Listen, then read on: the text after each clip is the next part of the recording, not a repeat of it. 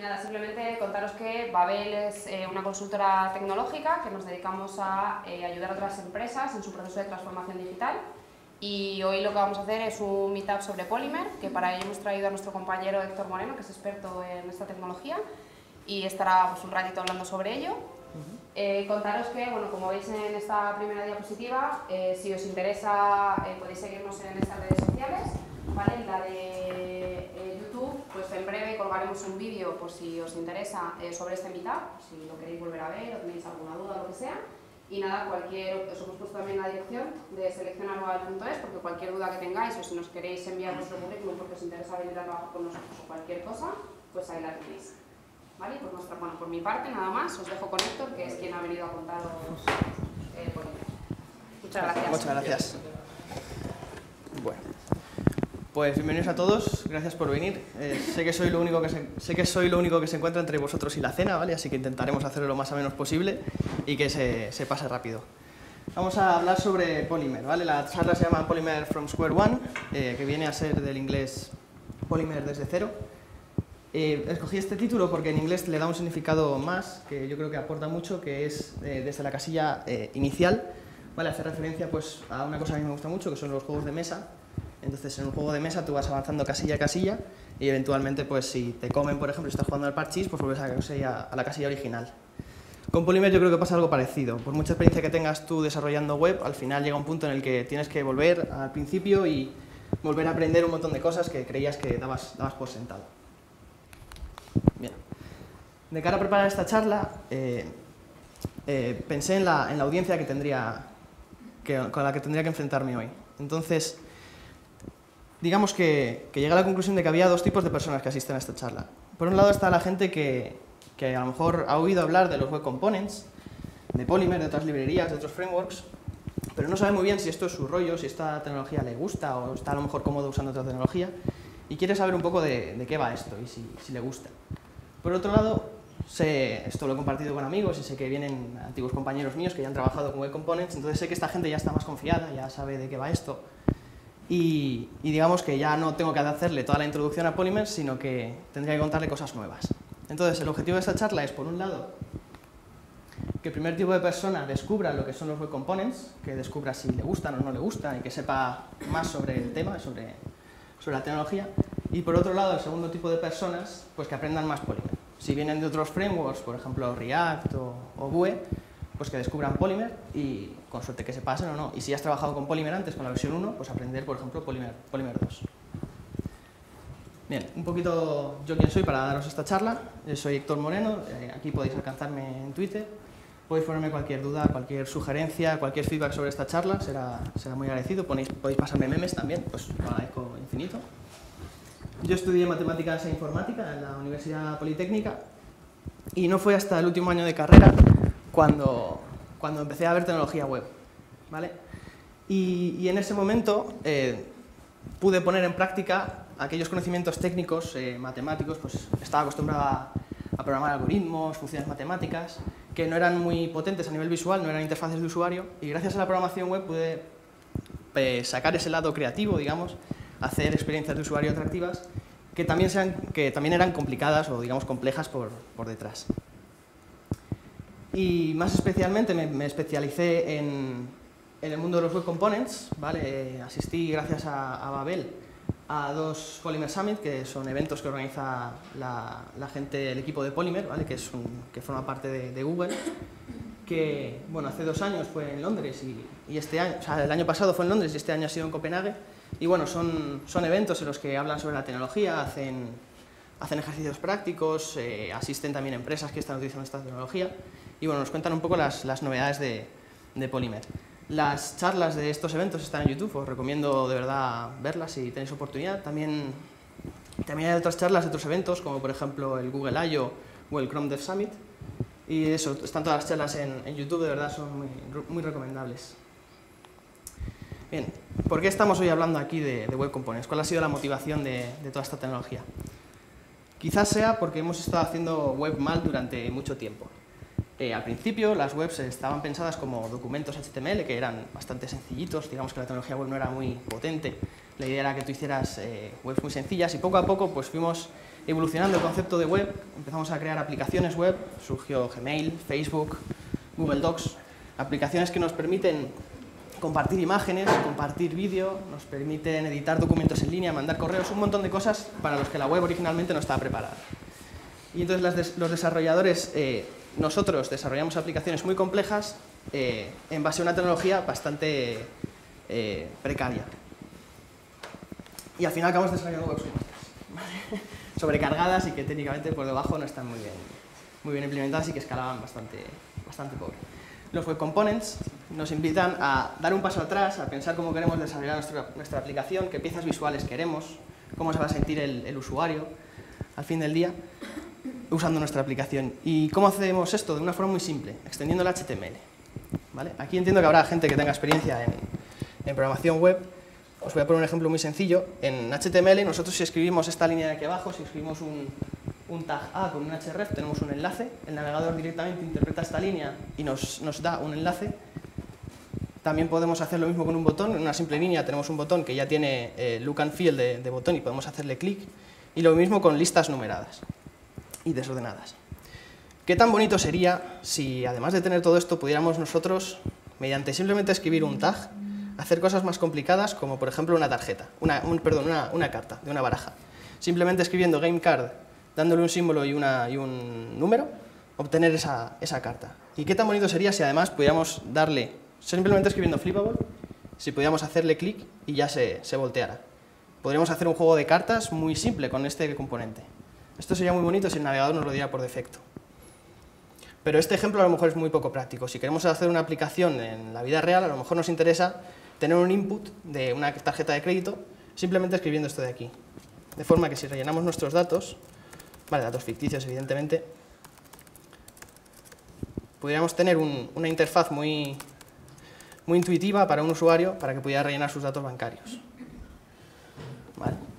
Esta es la idea de los web components, que de forma muy intuitiva y muy simple el navegador sea capaz de interpretar componentes muy pequeños y podamos realizar una aplicación web de forma más intuitiva. Bien, pero como la web tiene un ligero problema, y es que es muy greedy, quiere atacar un montón de dispositivos, ¿vale? Un montón de hardware diferente y un montón de navegadores, que son un montón de piezas de software, además en distintos sistemas operativos. Al final intenta abarcar un público muy grande. Entonces, como toda tecnología web que quiere ser nativa a los navegadores, había que plantear una solución que valiera para todo el mundo. Para ello, existen los estándares, ¿vale? Los estándares, para que nos entendamos, son como los árbitros de la web, son quienes definen las reglas sobre cómo se implementan ciertas funcionalidades en la web, ¿vale? Para que pues, todos los navegadores, por ejemplo Chrome o Safari, lo implementen de la misma forma y nosotros como desarrolladores no tengamos que desarrollar una pieza de software pues, para cada navegador, cada sistema operativo, cada dispositivo. He cogido una cita de una persona del equipo de Polymer que dijo hace un par de semanas en una conferencia que dice que necesitamos los web standards para que los navegadores no se copien los bugs los unos a los otros. Vale, los navegadores al final son personas y la idea es que todos trabajemos en un entorno común, todos queremos que la web siga evolucionando y la idea es que todos vayamos en el mismo rumbo y todos hagamos las cosas correctamente juntos. Entonces los web components no es nada más que otro estándar, ¿vale? Formado por 4 estándares más pequeñitos. O sea, están los templates, los custom elements, el shadow DOM y los HTML imports. Los templates lo que nos permiten hacer es tener nuestro código de forma en reposo, digamos, e ir introduciéndolo en nuestra página de forma bajo demanda. Imaginemos YouTube. En el caso de YouTube, en esta aplicación todos conocemos, lo ideal es que cuando cargue la página, el usuario lo primero que vea sea el vídeo. Al usuario, una vez que carga la página, le da lo mismo que se carguen los vídeos sugeridos, la descripción del autor, la descripción del vídeo, los comentarios. Lo primero que quiere es el vídeo. La idea con los templates es que nosotros podemos cargar el vídeo lo primero y después, bajo demanda, ir introduciendo el resto de componentes, el resto de interfaz de usuario adicional, auxiliar. Los custom elements no son nada más que un estándar para ser capaces de llamar a nuestros elementos, ¿vale? Como hemos visto, los elementos se definen como etiquetas HTML, como tags, y una cosa muy simple que define este estándar es que nuestros componentes tienen que estar nombrados por al menos 2 palabras separadas por un guión. Esto se hace para no pisar los tags HTML nativos, ¿vale? Hemos visto el botón, el LI, todos están formados por una única palabra. De esta forma evitamos pisar estos elementos. También pues, una recomendación es que como primera palabra pongamos el distintivo de nuestra organización, pues, por ejemplo Babel, y después pues, Babel botón o Babel estrella, lo que sea, que es lo que define nuestro componente. El Shadow DOM es un estándar muy interesante de esto de los web components, que lo que nos permite es encapsular el componente. Digamos, hacer que el resto de aplicación o de componentes sean ignorantes los unos de los otros de la especificación, de cómo está implementado el componente. Si usamos componentes HTML nativos, pues hemos visto el botón y el LI, el botón y el link. Si nosotros no sabemos cómo está implementado eso por debajo, damos por sentado que funciona bien y eso es lo único que nos interesa. Tener el contrato de cómo comunicarnos y cómo hablar con él y por debajo que esté hecho como esté y que sobre todo que no corrompa el resto de nuestra página. Si nosotros ponemos un botón, sería una faena que corrompiera el resto de, pues yo qué sé, de textos de la aplicación y los pintara de rojo. Y por último, HTML imports, que nos permite, pues es muy sencillo, importar HTML desde HTML, importar componentes en nuestra página. Es muy similar al estándar de los templates, así conceptualmente, lo que define es que tú puedes importar un componente y luego una vez que tienes ese componente, imaginaos que tiene un template, podemos hacer referencia a ese template todas las veces que queramos para, por ejemplo, pintar un botón 5 veces. ¿Vale? Importamos el componente una vez, pero referenciamos al template 5 veces, pegamos el template 5 veces.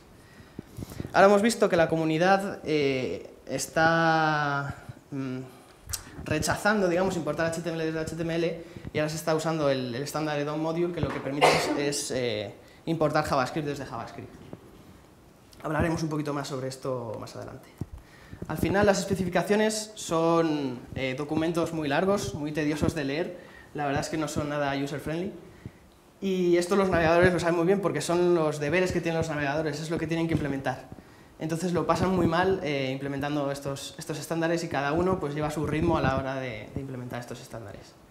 En webcomponents.org, que es la web user-friendly de verdad de los componentes, donde podemos encontrar pues, componentes de la comunidad o de empresas, en esta web está esta tabla, ¿vale? Esta tabla la cogí hace varias semanas, ahora imagino que estará más actualizada. En cada fila tenemos los distintos estándares, ¿vale? Hemos visto lo que hemos hablado antes, templates, custom elements, DOM, el TypeScript module es lo que hemos visto antes de importar JavaScript desde JavaScript, y el HTML imports. Y vemos en cada columna los navegadores. Vemos que Chrome y Opera van bastante bien, los han implementado casi todos en una versión estable. Safari va un poquito por detrás, por ejemplo, estos pusieron una piedra en el camino y dijeron que no querían implementar los HTML imports y por eso se está tirando a utilizar el otro estándar. Firefox va por detrás, todavía está desarrollando algunos estándares, tiene el DOM module bajo un flag y bueno, Edge pues está todavía considerando implementar algunas cosas, pues ya sabemos un poco que va a su ritmo, ¿no? Así que algún día terminará de implementar todos los estándares. Bien. La relación entre los navegadores y los estándares es muy complicada. ¿Quiere decir esto que nosotros no podemos usar los web components en Firefox o en Edge? No. Existe una cosa que son los polyfills, que lo que hacen estos polyfills son pequeñas librerías que implementan estos estándares para navegadores que todavía no dan soporte. Con estos polyfills podemos hacer que los web components funcionen en cualquier lado. Bien. Y este es el sentido de Polymer, ¿vale? Polymer al principio era, allá por 2011, cuando se empezó a hablar de esto de los custom elements, ningún navegador implementaba los estándares de los que hemos hablado. Entonces la idea del equipo de Chrome estaba pensando en esto de los web components y dijeron, pues vamos a hacer un polyfill que nos permita usar los componentes en todos los navegadores y digamos, antes de hacer el estándar un poco a ciegas, vamos a pues, implementarlos, trabajar con ellos y ver un poco hacia dónde dirigir el estándar y escribir unas reglas buenas ya partiendo de la experiencia. Entonces Polymer era un poco un proyecto a futuro de ver, bueno, pues a ver qué sale de esto, a ver si nos interesa. Entonces, una parte del equipo de Chrome se formó el equipo de Polymer y se puso a trabajar en ello. Entonces, la primera versión de Polymer, alrededor de la 0.5, era un experimento para ver si la tecnología funcionaba. Luego vieron que algunas compañías empezaron a usar esta herramienta, empezaron a usar Polymer en proyectos en producción. Y entonces se dieron cuenta que tenía que dejar de ser un experimento, que a la gente le estaba gustando mucho y que tenía que hacer una versión estable para que la gente pudiera desarrollar aplicaciones de forma fiable. Sacó la versión 1.0 que ya era preparada para producción. Después, unos años después, ya la aceptación de los estándares ya era mayor, ya había muchos navegadores que implementaban estos estándares, entonces sacaron la versión 2.0 que ya aprovechaba estas estas implementaciones nativas que tenían los navegadores y no tiraba tanto del polyfill, de forma que la librería pues era más ligera. Y recientemente, ahora un par de meses, en septiembre, en el último Polymer Summit, anunciaron la versión 3.0. Y la idea de esta versión es que está más orientada a la comunidad, a la que la comunidad pide. El import de HTML era una batalla de Google por establecerlo como estándar. Han visto que han perdido un poco la batalla, así que están, digamos, virando hacia donde tira la comunidad y lo que la comunidad les está pidiendo. Bien, Polymer son tres patas fundamentalmente. Por un lado están las herramientas, que nos permiten trabajar con ello. Por otro lado, el equipo de Polymer nos dio un montón de componentes que podemos utilizar en nuestras aplicaciones. Y por otro lado, la librería, que es lo que nos permite pues, escribir nuestro código y describir nuestras aplicaciones. Vamos a hacer un repaso una por una, así rápido. La herramienta principal es el Polymer CLI. ¿Vale? El Polymer CLI es un Command Line Interface que nos permite pues, por consola realizar varias acciones. ¿Vale? Estos son todos los comandos que tiene actualmente, vamos a repasar los principales. Está Polymer Init, que nos permite inicializar nuestro componente o nuestra aplicación, nos da un esqueleto muy simple de la aplicación y del componente para que empecemos a trabajar sobre ello y no tengamos que empezar de cero. Polymer Serve, el comando más útil y más frecuente de todos los que vamos a ver y que probablemente tenga el Polymer CLI, nos permite servir nuestro componente en un navegador. Nos permite previsualizar lo que hemos hecho con nuestro componente y ver si nos gusta y bueno, trabajar con él en definitiva. Polymer Lint nos permite ejecutar reglas de linteo, pues reglas de linteo como por ejemplo si tenemos espacios en blanco, si no hay un espacio después de un if, si los ifs tienen llaves, etc. Reglas de linteo en definitiva. Polymer Test nos permite ejecutar test de un componente. Y Polymer Build nos permite generar aplicaciones, ¿vale? Nos permite compilar aplicaciones, compilar entre comillas, realiza varias optimizaciones, como volcanizado y demás, para que nuestra aplicación pese menos y al final sea más rápido. Bien, componentes. Vamos a ver aquí algunos componentes que nos aporta la gente de Polymer. Hicieron unos 80, 70 componentes, todos con Material Design. Aquí vemos el Paper Input, que es un input bastante intuitivo, con un placeholder que sube hacia arriba. Vemos que si escribimos una contraseña, enmascara los caracteres.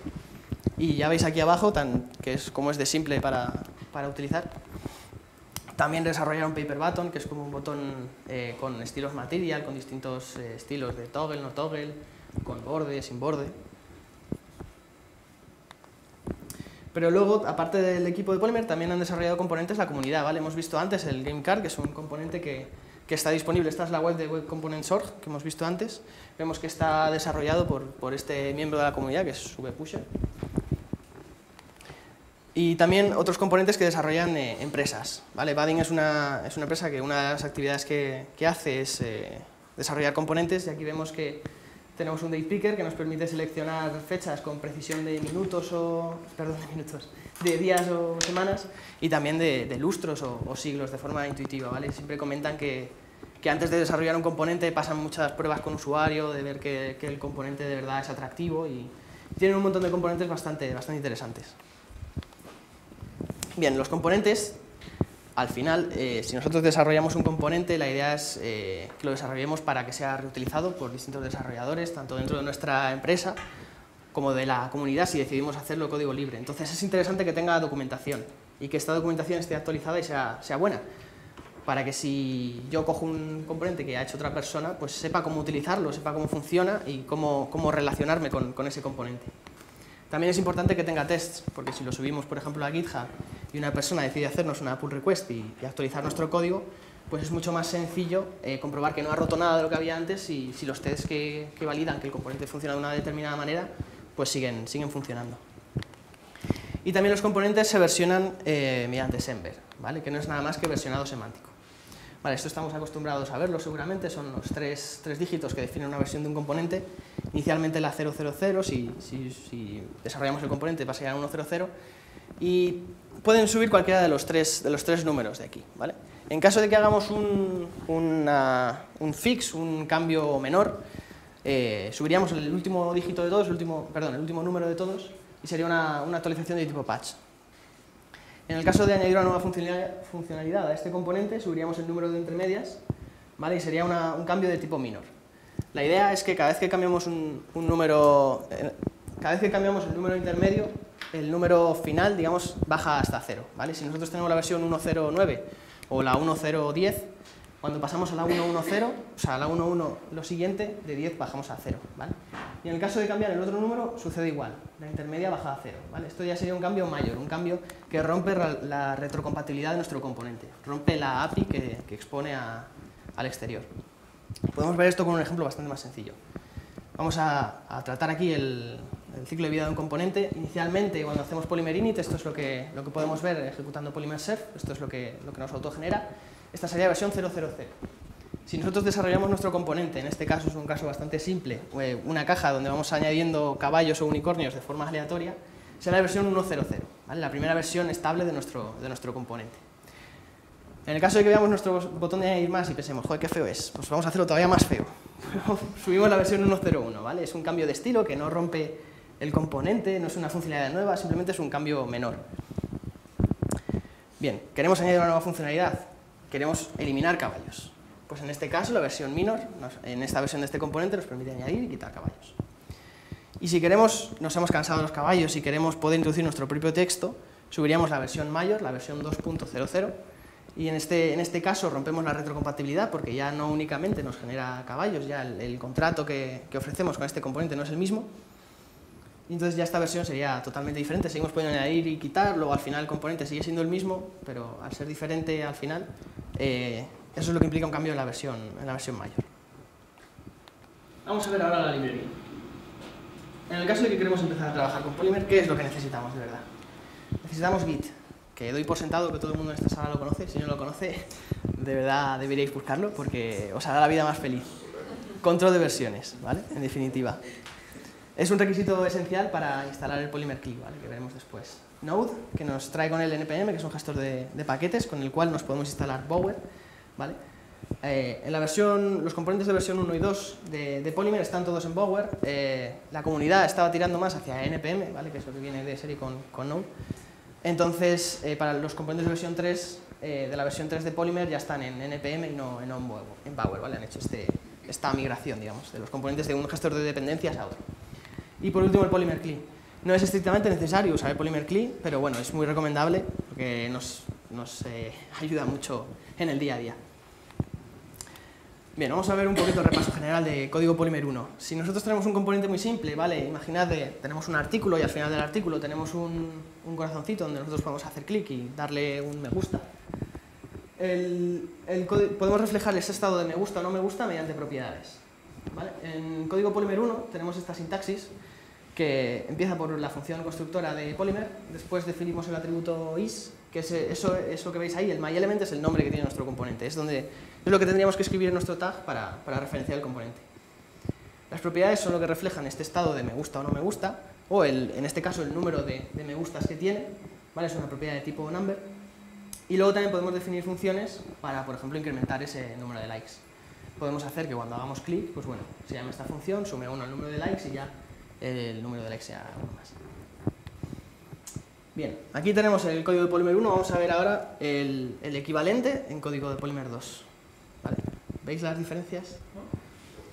No hay ninguna, ¿vale? Es exactamente el mismo código. ¿Esto por qué es? Porque la gente de Polymer se puso mucho esfuerzo en que la migración de Polymer 1 a Polymer 2 fuera lo más suave posible. Porque resulta evidente que si tú tienes una aplicación con componentes de Polymer 1 y de repente quieres utilizar un componente de Polymer 2, pues no va a funcionar. Entonces, para migrar toda tu aplicación de Polymer 1 a Polymer 2, vamos a hacerlo sencillo, porque, claro, si tú tienes 8 componentes de Polymer 1, en cuanto migres el primero a Polymer 2, tu aplicación se va a romper, no vas a ver nada, ¿vale? La idea es que vayas migrando poco a poco todos a una versión híbrida que funcione tanto Polymer 1 como Polymer 2, ¿vale? Que es la versión de Polymer 1.8 o superior. Y entonces, una vez que tienes todos tus componentes migrados a la versión híbrida, no hemos roto la aplicación en ningún momento, podemos comprobar que los componentes siguen funcionando igual, que la aplicación sigue teniendo el mismo funcionamiento, pues ya de forma cómoda los vamos transitando migrando de Polymer híbrido a Polymer 2. Entonces sí que hay diferencias, ¿vale? Sí que hay diferencias de sintaxis porque, como comentábamos, Polymer 2 está orientado a código nativo del navegador, entonces la sintaxis es diferente. Con Polymer 1, al ser una librería, nos da un montón de azúcar sintáctico que ya está implementado el estándar por los navegadores. Entonces sí que hay diferencias más allá de Polymer híbrido. Vemos Arriba a la izquierda el mismo trozo de código de antes, ¿vale? La versión de Polymer 1 o Polymer híbrido, y aquí tenemos el equivalente en Polymer 2, ¿vale? Polymer 2 nativo. Lo bueno que tiene este código es que funcionará en todos los navegadores que tengan implementado el estándar de Web Components, sin necesidad de ninguna librería. Para ello usamos las clases ES6, ¿vale? Utiliza las funcionalidades más modernas de los navegadores. La sintaxis es un poco complicada, ¿vale? Pero en definitiva nos da más poder a nosotros como desarrolladores para tocar y ajustar pequeñas cosillas. Lo primero que hacemos es definir la clase, pues por ejemplo myElement, y decimos que extiende de polymer.element. Las clases S6 extienden de otras clases como la herencia a la que estamos acostumbrados de clases, por ejemplo, de Java, ¿vale? Polymer.element es la clase principal de Polymer. También podríamos extender de HTML-element, ¿vale? Que es el componente nativo de HTML de los navegadores. Lo bueno que tiene Polymer Element es que nos da nuevas funcionalidades y nos da más bindeo, por ejemplo, entre datos que el HTML Element por defecto no nos da. Y además, para definir nuestro elemento tenemos que generar la función estática getIs, ¿vale? Que lo único que hace es devolver pues, el mismo nombre que teníamos antes en nuestro componente de Polymer 1. Adicionalmente a esta clase S6 lo que hay que hacer es registrar, ¿vale? Que es esta línea de aquí, registrar el nombre que le hemos dado al componente con la clase que le hemos definido, ¿vale? Esto se hace con esta línea, que no os asuste, lo que hace es, en los custom elements definimos que esta función recibe dos parámetros. El primer parámetro es el nombre del componente, ¿vale? Aquí como primer parámetro le podemos poner la cadena de texto myElement, por ejemplo. Y como segundo parámetro recibe la clase que hemos puesto aquí, ¿vale? Podríamos poner en myElement y aquí esta clase poner Pepito Pérez y aquí llamar a Pepito Pérez, ¿vale? No tiene por qué ser el mismo nombre. Vale, las propiedades, muy similar, otra función estática, y lo que hacemos es devolver un objeto que es exactamente el mismo que el que teníamos antes, ¿vale? Podemos copiar y pegar esas propiedades aquí y devolverlas como objeto, es el mismo código. Y las funciones, literalmente las mismas. Tal cual las teníamos definidas en Polymer 1, las migramos a Polymer 2 y siguen funcionando. Eso es la migración de Polymer 1 a Polymer 2. Vale, pero además de esto hay cambios más pequeños, más imperceptibles, digamos, más complicados, ¿vale? Esto es la migración. Si utilizamos componentes de una forma muy natural, sin complicarnos mucho la vida, la migración será muy suave. Si utilizamos cosas más particulares, pues veremos más cambios ligeros, ¿vale? Que tendremos que hacer a Polymer nativo. Vamos a repasar algunos de ellos, no están todos, ¿vale? No los vamos a ver todos en esta presentación, están todos en la documentación de Polymer, podéis acceder a ella, está en inglés y podéis leerlo perfectamente. Vale. Así también de paso introducimos algunos conceptos de los componentes que les pertenece desde Polymer 1. Los lifecycle callbacks. Un componente tiene un ciclo de vida, ¿vale? Nace, vive y muere, como un ser vivo. Y a lo largo de su ciclo de vida podemos actuar y nosotros realizar acciones en determinados puntos de su vida. Cuando el componente se crea, ¿vale? Esta es la sintaxis de Polymer 1, en Polymer 2 cambia, ya que la sintaxis del componente nativo es el constructor debido a la clase S6 que hemos visto. Cuando se crea se llama esta función y podemos nosotros suscribirnos y atacarle y hacer cualquier cosa, inicializar lo que deseamos. No recomiendan en el constructor atacar a HTML porque todavía, o sea, por ejemplo, introducir un nodo o alguna cosa de ese estilo, ¿vale? Porque todavía es muy pronto en la vida del componente y puede ser que haya conflicto con alguno del código que se ejecute después. Cuando el componente ya está ready y tiene las propiedades definidas, pues se ejecuta ready, que es la misma sintaxis para Polymer 1 y Polymer 2. Una vez el componente ya está en nuestro árbol DOM, ¿vale? Ya está en la página, se llama attached en Polymer 1 o connected callback. Aquí es donde se suele hacer la mayor parte del trabajo, probablemente sea de los tres callbacks uno de los más importantes. Y el menos importante desde mi punto de vista es el detach, que es cuando el componente se va del árbol cuando muere, ¿vale? Que la traducción es disconnected callback. Vale, behaviors y JS mixins. En Polymer 1, aparte de los componentes, teníamos otras piezas de software que la llamaban los behaviors.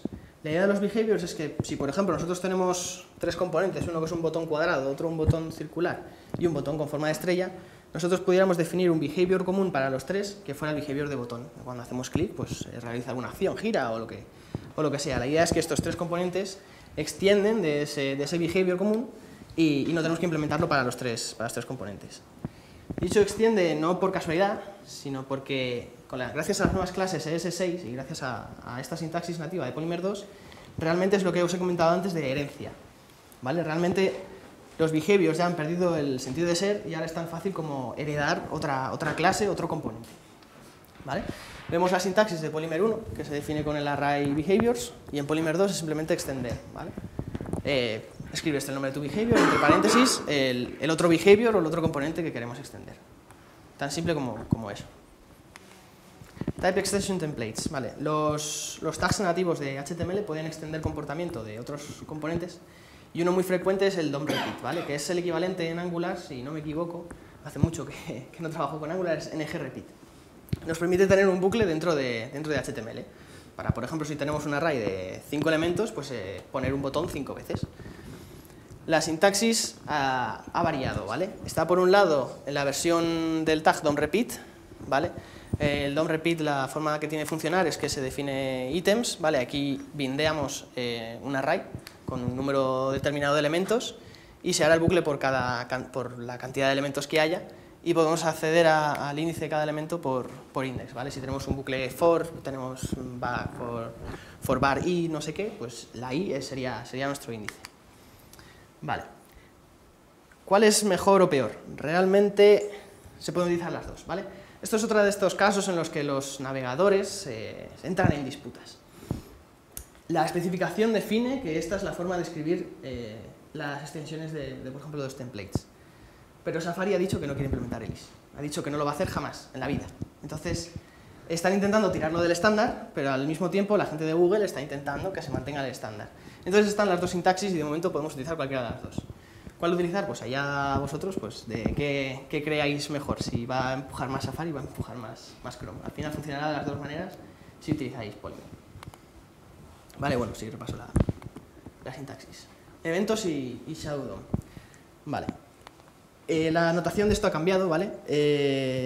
Los componentes, la idea es que se comuniquen a través de eventos, según el árbol DOM, eventos nativos. De forma que un evento, por ejemplo, si nosotros, un componente, si tenemos un botón, pues si hacemos clic, lanza un evento y ese evento puede ser recogido por un ancestro. Si hace bubbling, lo capturamos y ya pues actuamos conforme a lo que ese evento nos dice. Con Polymer 1 podíamos disparar un evento de forma muy sencilla con this.fire. Luego esa función recibía dos parámetros, el primero el nombre del evento y después la información que queremos asociar a ese evento. Si me han hecho clic, pues imaginaos, pues quiero enviar el número de likes o quiero enviar el artículo que le ha gustado a una determinada persona. En Polymer 2 utilizamos el JavaScript nativo, la sintaxis es más compleja, pero como os digo también nos da más poder a nosotros para tocarlo. Se hace un dispatch event de un custom event nuevo y luego entre paréntesis se pone el primer parámetro es el nombre del evento, igual que antes, y luego el segundo parámetro es un objeto que nos permite configurar este evento, ¿vale? Por ejemplo, nos permite definir si va a haber bubbling o no, si va a escalar a lo largo del árbol, y también pues, nos permite darle un detalle que es la información que pasábamos antes, exactamente igual. Vale, Shadow DOM. Cuando empezamos a trabajar nosotros los desarrolladores con esto de Polymer, y el Shadow DOM nos chocaba mucho porque rompía un poco una noción que nosotros teníamos de toda la vida. Es que nosotros si tenemos un árbol DOM somos capaces de ver todo el árbol y podemos acceder dentro de lo que nos dé la gana. Con la capsulación de los componentes, si nosotros hemos hecho un componente y sabemos que dentro hay un tag botón, pues ¿por qué no íbamos a poder acceder a ese componente desde fuera? Entonces sí que había una forma, digamos, de atravesar las capas de Shadow DOM y antes era esto con this.$. Dentro de esta función poníamos un selector y podíamos seleccionar nuestro botón dentro de Shadow DOM. Ahora, con la nueva especificación, la idea es que esto sea más estricto y no nos permita hacer este tipo de trucos, porque la idea es que está encapsulado y no sepamos desde fuera qué hay dentro del componente. La nueva notación es esta que vemos aquí. La idea es que nosotros hacemos una selección de nuestro componente y dentro llamamos a Shadow Root para atravesar esta capa de DOM Shadow y luego dentro podemos hacer el Query Selector a nuestro botón, por ejemplo. Si nosotros tenemos un montón de componentes encapsulados y sabemos cómo están hechos, podemos acceder a un componente, atravesar su capa con .shadowRoot, acceder a otro componente, otra vez shadowRoot y ir atravesando capa a capa. La idea es que esto no se haga con shadowRoot, ¿vale? Por eso es tan complicado de hacer. Vale, Light DOM. Imaginemos que nosotros tenemos un blog, el blog del que hemos estado hablando durante la charla, y queremos que cada uno de los artículos sea un componente. ¿Qué pasa? Que si queremos un componente de artículo, este artículo puede ser que tenga una imagen de cabecera, que luego tenga un párrafo muy largo, o que luego tenga un párrafo, una imagen y otro párrafo, o tenga 4 imágenes, 8 párrafos, hay un montón de configuraciones. La idea con el Light DOM es que nosotros abramos esa... Vale, ha muerto el puntero. ¿O ha muerto el Mac? Ahora. Vale. La idea es que nosotros abramos nuestro componente para que nos puedan introducir el código que nosotros queramos. Nos introduzcan 2 párrafos, las imágenes que sean, nosotros demos estilo a eso que nos insertan y nosotros lo tengamos alojado en nuestro DOM, en el DOM debajo de un componente. Esto se hace con lo que decimos, esto es el Light DOM, se hace con la etiqueta slot. A la derecha tenemos lo que sería nuestro componente, ¿vale? Lo que nosotros definimos es un hueco, donde vamos a insertar este código que nos va a venir desde fuera. Y donde queramos utilizar nuestro componente, en este caso a la izquierda, perdón, a la derecha, nosotros introducimos, pues en este caso un párrafo, podemos introducir las imágenes que queramos, los párrafos que sean. Y la idea es que este contenido va a pisar este slot y se va a ubicar en ese hueco en particular, ¿vale? Por ejemplo, podemos definir que todos los párrafos que nos entren pues sean de color rojo o color naranja o lo que sea. La notación de esto ha cambiado de Polymer 1 a Polymer 2. Antes era con la etiqueta content, y para dar estilo a contenido, a contenido dentro de tu componente se atacaba mediante el selector ::content. Ahora la nueva sintaxis es que son slot, que es lo que os he enseñado antes, y el selector para dar estilos es ligeramente diferente. Bien, hasta aquí la charla al principio. Vamos a hacer ahora un ejercicio de código en directo, ¿vale? A ver qué tal sale. Recemos a los dioses de las demos para ver cómo se trabaja con esto y que vosotros también tengáis una sensación de cómo funciona esto de Polymer. Por eso había cascado antes. Vale. Tengo aquí una carpeta vacía. Voy a acercarla así. Voy a crear una carpeta nueva. Vamos a hacer un componente que lo vamos a llamar emoji background porque va a ser un fondo de partículas y estas partículas van a ser emojis, ¿vale? Entramos en nuestro componente y tenemos Polymer, lo que hemos visto antes, el command line interface. Vamos a ejecutar Polymer init para inicializar un componente. Aquí vemos que nos da varias opciones. Por un lado podemos crear un elemento, podemos crear una aplicación. Bueno, no sé si lo veis, lo voy a aumentar un poquito. Tenemos un elemento, una aplicación, o el Polymer Starter Kit. El Polymer Starter Kit es una aplicación ya montada con Polymer, muy sencilla, con unos pocos componentes para que trasteemos con ella y pues veamos qué tal funciona Polymer. Y la Shop es una aplicación completa que desarrolló el equipo de Polymer con esta tecnología para probar que de verdad se podían hacer aplicaciones muy complicadas. ¿Vale? La idea es que esta aplicación es una tienda perfectamente funcional con un carrito de la compra que venden sudaderas, venden camisetas y puedes llegar a hacer tu compra, tienes un formulario de compra, tus datos no se envían a ningún sitio, no te van a llegar las camisetas, pero bueno, demuestra que se puede hacer una aplicación de este estilo. Vamos a inicializar un componente, vamos a dar el nombre de emoji background, sin descripción, a ver si... Aquí está haciendo un power install, ¿vale? Se está instalando todos los componentes necesarios, todas las dependencias necesarias por internet, gracias a Dios ha funcionado bien internet. Vale, vamos a ver el código.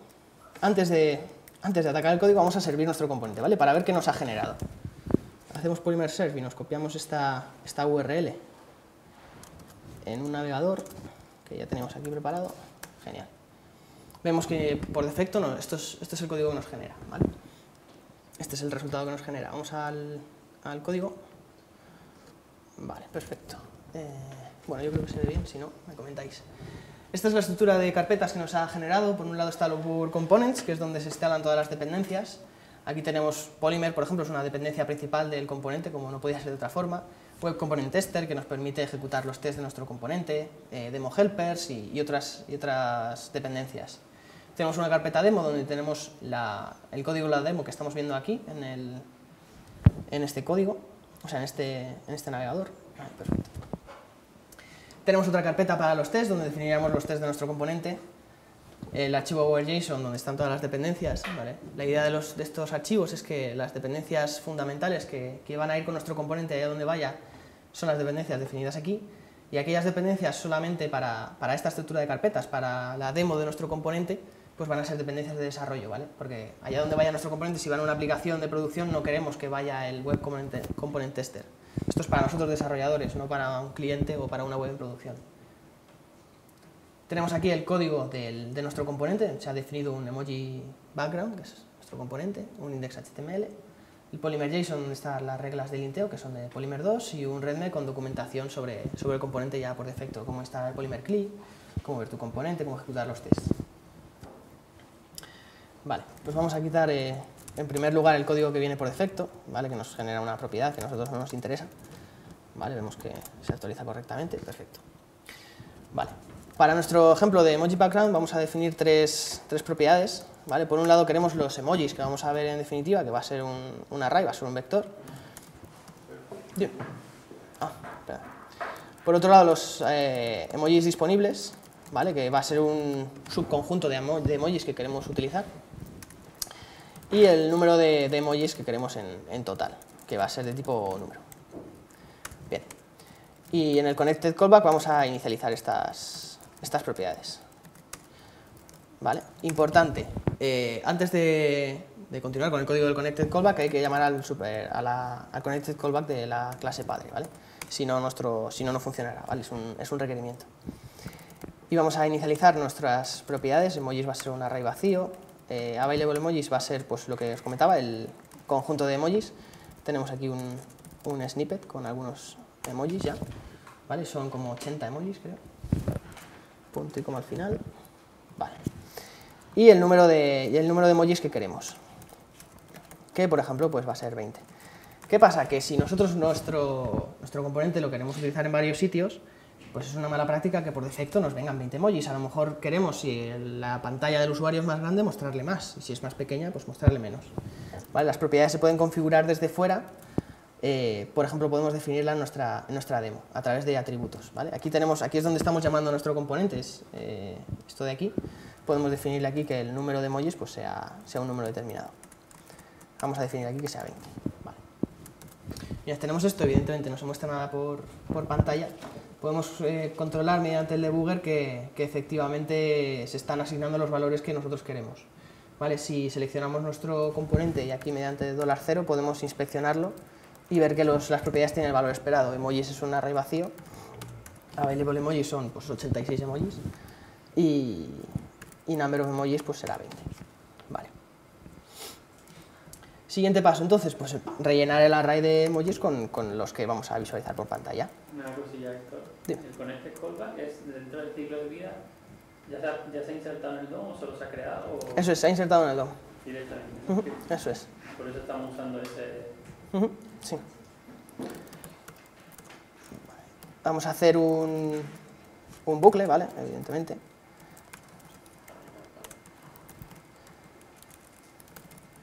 Desde 0 hasta this number of emojis. Bueno, no lo he explicado, pero bueno, lo podréis haber notado ya. Para acceder a las propiedades se accede this punto, lo que sea. This es nuestro componente. Tienen las propiedades disponibles.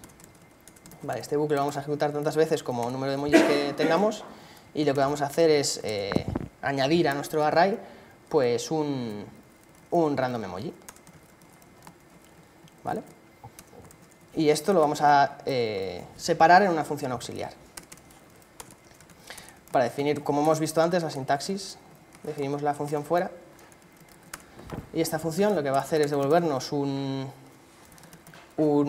índice del array de emojis disponibles, que va a ser un índice al azar. ¿Vale? Definimos otra función auxiliar, que sea que nos devuelva un número aleatorio, que va a tener un mínimo, va a tener un máximo y va a tener un número de decimales. Vale, para esto usamos pues, la librería math. Con math.random generamos un número aleatorio. Ahora queremos que sea mayor que un mínimo. Para eso sumamos mínimo. Y también queremos que sea menor que un máximo, que esté entre min y max. ¿Vale? Esto es normal que a primera vista no lo entendáis. Esto me lo he tenido que aprender, ¿vale? Así que no os asustéis porque la cosa se complica ahora. Porque encima este código que tenemos aquí ahora mismo nos devuelve un número entre min y max, pero queremos que tenga unos decimales en particular. Para ello lo que hacemos primero es multiplicarlo por la potencia de 10 con el número de decimales, ¿vale? Pues si queremos 3 decimales, multiplicarlo por 1000. Después, imaginaos que tenemos el número 0,999, ¿vale? Porque math.random nos devuelve un número entre 0 y 1. este número de 0,999 lo multiplicamos por 1000, 999, queremos quitarle los decimales, esto se hace con math.floor, que nos quita los decimales, y el resultado de esto, que creo que en paréntesis voy bien, lo tenemos que dividir otra vez por math.pow, o sea, por la potencia de 10 de estos decimales. Intentando recuperaros un poco, la idea es que tenemos 0,99999, multiplicamos por 1000, tenemos 999,999. Cortamos los decimales, tenemos 999, y ahora dividimos por 1000, tenemos 0,999, ¿vale? Tenemos 3 decimales al final, que es lo que nosotros queremos. Vale, entonces, nosotros tenemos una función que nos da un número aleatorio, queremos que sea un índice de nuestro array de emojis disponibles, entonces mínimo va a ser 0. No sé que estudiaste matemáticas, ¿no? Es que lo he intentado para esto me lo tenía que pillar y aprender, y lo he probado un montón de veces porque al principio fallaba un montón. El máximo va a ser available-emojis .length menos 1. No, available-emojis.length. ¿Sí? Y los decimales pues queremos que sean 0. ¿Vale? Menos 1, sí. Vale, entonces de esta forma vamos a probar que efectivamente funciona bien. Esta es la prueba de fuego. Si ahora funciona mal, estamos fastidiados. Inspeccionamos, emojis. Vale, perfecto, tenemos 20 emojis aleatorios, ¿vale? Pues vemos lo que nos ha salido la píldora por ahí. Bueno, no lo veis. Vamos a darle un poquito de tamaño. Vale, ahora queremos pintarlos en el DOM. Vale, ¿cómo pintamos? Polymer nos permite bindear propiedades con HTML para pintarlos, ¿vale? Entonces, vamos a pintar number of emojis. Para bindear el valor se hace con corchetes, ¿vale? De forma similar a Angular. También se pueden utilizar llaves, ¿vale? La notación es diferente. La idea es que las llaves es un comportamiento, digamos, un tanto complicado. Es un poco que modifica debajo de donde estamos bindeando el valor y qué valores se reflejan hacia arriba y hacia abajo, ¿vale? En nuestro ejemplo en el que solamente queremos pintar DOM, con los corchetes nos vale. Funcionaría tanto con corchetes como con llaves. Y escribimos el nombre de la propiedad. Vale, pues vale, bien, son 20. Vale, ahora lo que hemos visto antes, queremos pintar los 20 emojis, queremos hacer un DOM repeat, queremos hacer un bucle dentro de estos emojis. Vale, vamos a definir un div, un separador que sea este container, y dentro vamos a usar la notación de is, ¿vale? La que hemos visto antes, que es is igual a DOM repeat. Y aquí dentro del atributo items ponemos el array sobre el que queremos hacer bucle, que es emojis. Y aquí pues vamos a comprobar que funciona. Vamos a imprimir el índice. Vale, perfecto, de 0 a 19. Genial. Vale.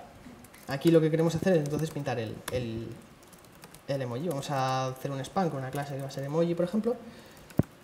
Y para imprimir el elemento sobre el que estamos haciendo bucle, ¿vale? Primero sobre el 1, sobre el 2, sobre el 3, imprimimos item. ¿Vale? Item es el valor que tiene el array en ese bucle, en ese ciclo. Vale, imprimimos los 20. Pero nuestro componente tiene que ser un poco más chulo, vamos a darle un poquito de caña. Vamos a hacer que nuestro container tenga un color, ¿vale? Para que no sea tan soso, que sea un blanco. Vamos a darle un background color, por ejemplo, pale turquoise, como se pronuncia, que es un poco más agradable. Vamos a darle un alto, ¿vale? Vamos a definir que este alto va a ser el 100% del contenedor padre, ¿vale? De allá donde metamos nuestro componente. Y en la demo vamos a hacer que el componente tenga un alto de 400 píxeles, ¿vale? Aquí, como os digo, este es el código de la demo. Allá donde metamos el componente no se va a ir este código con él. Aquí ponemos que el alto es 400 y nosotros, si usamos el componente en otro lado, el 400 ese no existe, podemos darle el alto que queramos. ¿Vale? Entonces aquí vamos a decir que nuestro componente emoji background tiene un alto de 400 píxeles. ¿Vale? Genial, vale, un alto de 400 píxeles. Vale, los emojis se ven un poco pequeños, vamos a darle un poquito de tamaño. Para ello los emojis son como texto, entonces hay que darles tamaño mediante font size, ¿vale? Por ejemplo, 42 píxeles, creo que se ven bien, ¿vale? Bastante grande. Bueno, se ha salido un emoji bastante chulo. Mira, 2 meteoritos seguidos. Probabilidad de eso. Vale, entonces, queremos que cada emoji sea diferente. Lo podemos hacer de una forma muy intuitiva. Nuestro array ahora mismo lo único que tiene son emojis. Podemos, aparte de los emojis, empujar a esta estructura de datos un objeto que tenga qué emoji es, qué tamaño tenga y demás, ¿vale? Veis un poco por dónde van los tiros. Entonces vamos a introducir por cada emoji, vamos a definir una estructura de datos, un objeto que va a tener el campo emoji, ¿vale? Para ello, ahora mismo nuestro DOM-Repeat no funcionaría, ¿vale? Nos imprime object todo el rato porque es un objeto y eso no lo puede pintar. Para hacerlo, como ítem es un objeto, pues accedemos al campo del objeto que hemos definido antes, ¿vale? Item.emoji. Perfecto, como antes. Vale, pues aparte del emoji vamos a darle pues un tamaño particular. ¿Cómo? Pues muy sencillo, vamos a hacer un random number, que es la utilidad que tenía nuestra función, un tamaño entre 10 píxeles, 42 píxeles con 0 decimales, porque es una unidad en píxeles.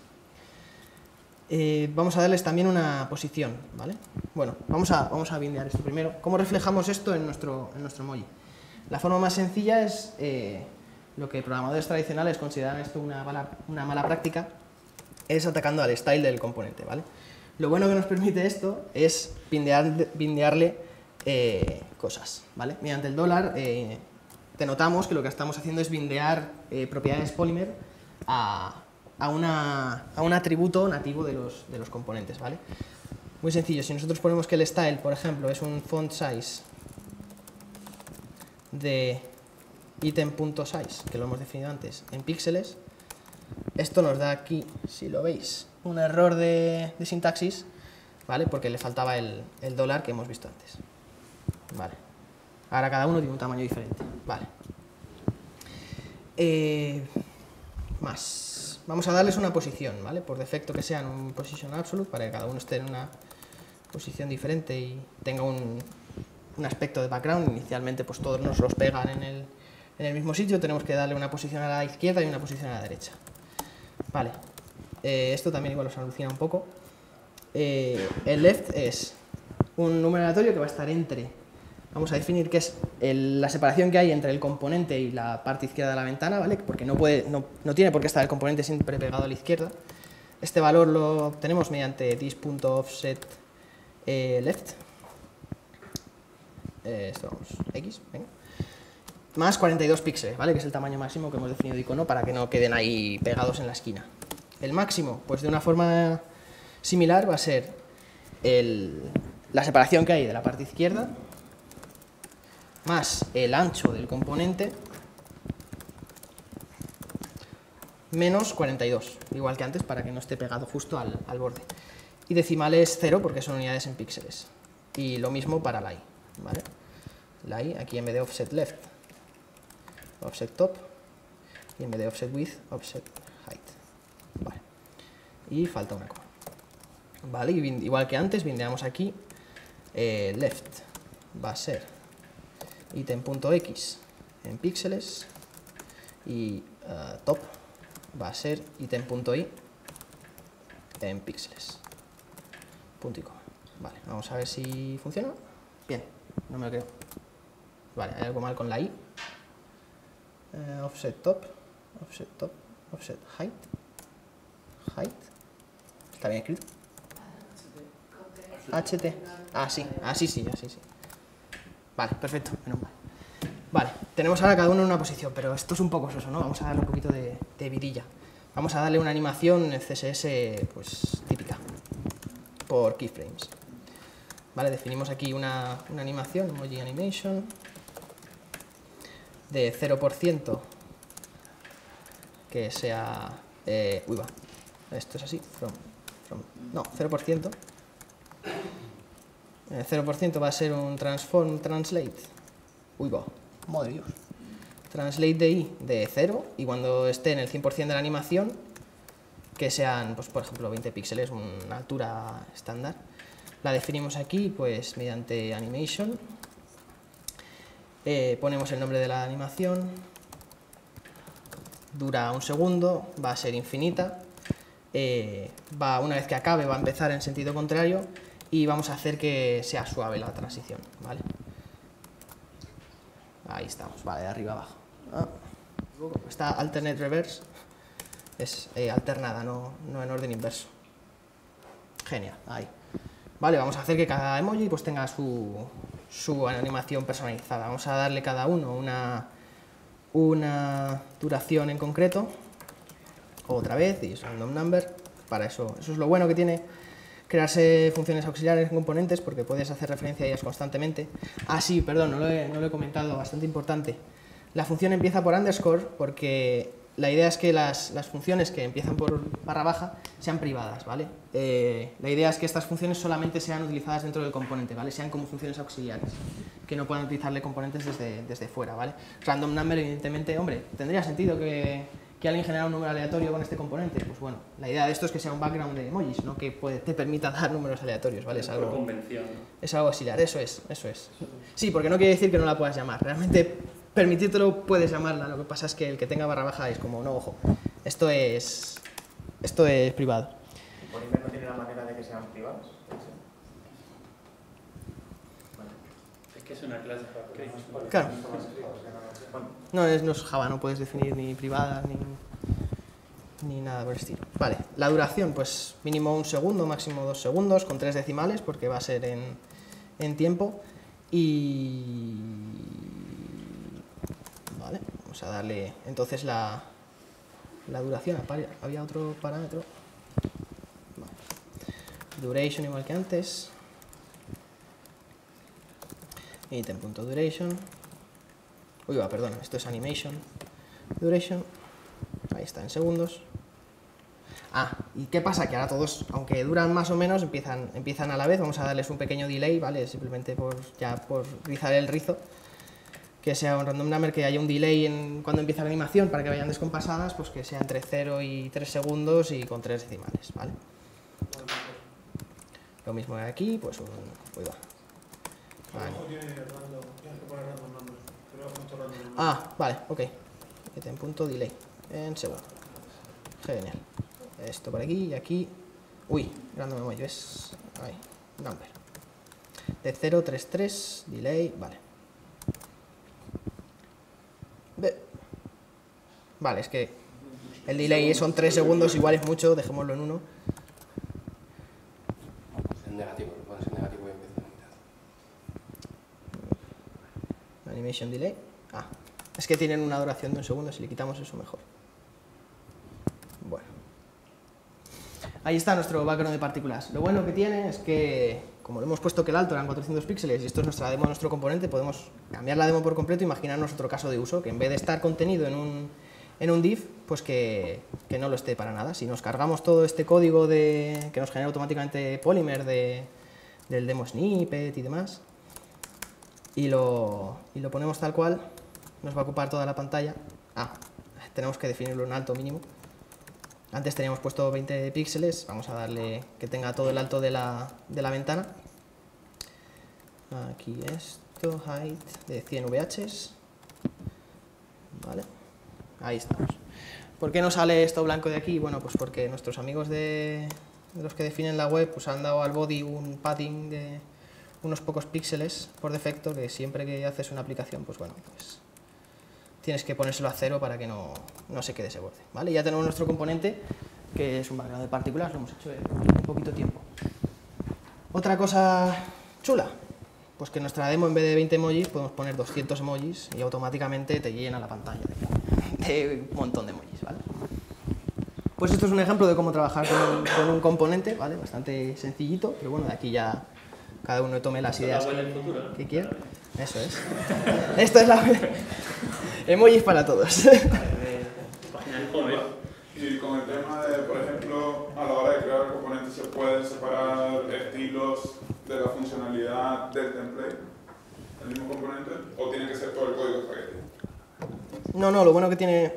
O sea, a ver, al final la idea de esto es que dentro de nuestro componente haya código HTML, código JavaScript y código CSS, todo junto en un paquete. Aquí lo vemos todo dentro de un archivo, ¿vale? Porque, pues bueno, está la definición y cuando te hace el componente por defecto es código muy simple. Pero podrías perfectamente separar esto en un archivo JavaScript, en otro CSS o varios archivos CSS, ahí ya a gustos. No tiene por qué ser todo... ¿Cómo se llama? El require, por decirlo de alguna manera, desde el otro HTML, solamente el HTML del componente. Eso es. De hecho, puedes importar componentes dentro de componentes, o sea, eso es lo bueno que tiene esto. Si tuviéramos un componente que en vez de ser el emoji fuera un componente, yo que sé, un icono que tuviera algo especial, que cuando haces hover o cualquier cosa, lo importamos tal cual como lo tenemos. Aquí sustituimos emoji por nuestro componente icono y ya tendríamos un background de un icono súper chulo. Una pregunta por aquí. ¿Y al ser S6 sin transpilar ni nada, ya funciona? Ya, no, evidentemente con navegadores que no soporten S6 no va a funcionar. Para ello el equipo de Polymer da una cosa que es el ES5 Adapter, si no me equivoco, que te permite transpilar el código. También tienes Babel, tienes un montón de opciones para transpilar el Vale, si esto código. lo pasaría luego por Babel o por... Eso es, al final lo puedes pasar por Babel A ver. y funcionaría. Branding. Vale, a ver si esto funciona. Bien. Vale, hemos visto Polymer, estamos hablando ahora de que es el futuro de la web y tal, pero ¿realmente tiene sentido o es que nosotros somos unos desarrolladores muy frikis y queremos ir a la última siempre y realmente esto, como los navegadores, no nos soportan? Bueno, ¿hay empresas que usen Polymer? Sí. Definitivamente Google en sus productos utiliza Polymer. Chrome, ¿vale? La página de descargas de Chrome está hecha con Polymer. Si ahora mismo abrís un navegador y entráis, bueno, tenéis la última versión de Chrome, evidentemente, y abrís la página de descargas, está hecha con Chrome si inspeccionáis. Play Music, YouTube, la última versión de YouTube, que va a ser en versión negra, o sea, oscura, y que quieren darle un cambio de aspecto, pues está hecha, va a estar hecha con Polymer. YouTube Gaming, evidentemente el equipo de Polymer usa Polymer, en las webs del Polymer Summit y demás, pues usan esta tecnología. Otros proyectos internos de Google, como Project Phi o Google Earth, el último Google Earth con Polymer. Empresas como Coca-Cola o McDonald's, ¿vale? En McDonald's los paneles de información, cuando entras en McDonald's, donde viene la información de los alimentos, están hechos con Polymer. Domino's Pizza, EA ha hecho un rework de todas sus páginas web de videojuegos para darles un look and feel común, ¿vale? Por ejemplo, webs como la de Battlefield, etcétera, están hechas con Polymer, y también otras empresas del sector financiero como ING, BBVA, y luego otras como Salesforce, Teplin, Bloomberg, GitHub, Budding, que es la empresa esta que os comentaba que hacían componentes web, USA Today o Comcast, que son grandes empresas de los Estados Unidos de información. Un montón de empresas en definitiva. Vale. Si queréis ver más por vuestra cuenta, ¿vale? Este meetup se os ha hecho corto, no habéis entendido nada y dices, bueno, pues vamos a casa a mirarlo. Os dejo aquí varios recursos que podéis echar un vistazo tranquilamente. El equipo de Google y de Polymer en los Polymer Summit hicieron Code Labs, ¿vale? Que son ejercicios prácticos, son pequeños workshops guiados donde podéis hacer ejercicios, pues como hemos hecho el del emoji background, pero por vuestra cuenta, ¿vale? Tienen ejercicios, por ejemplo, con el componente de Google Maps, que es bastante interesante. Polycasts, que son unos vídeos que subieron a YouTube de Polymer 1, en lo que explicaban cómo utilizar esta tecnología, conceptos más avanzados que igual en una documentación escrita se perdían. ¿Vale? No hay Polycast todavía de Polymer 2, creo, no estoy del todo seguro, apostaría a que no hay. Están comentando a ver si los hacen, ¿vale? Veremos a ver si con suerte pues suben vídeos, porque la verdad es que están muy bien. El PSK, que es el Polymer Starter Kit, ¿vale? Esta aplicación de prueba que hemos visto, donde puedes trastear, y GitHub. Todos los componentes, bueno, la inmensa mayoría, si no todos los componentes están en GitHub. Podéis ver su código fuente, el componente de la carta que se daba la vuelta o el del formulario está en GitHub, podéis entrar a ver el código, cómo lo hacen, hacer un fork, yo qué sé, usar la baraja española, lo que queráis, podéis acceder, tocarlo y saber cómo está hecho. De verdad es un ejercicio muy, muy bueno.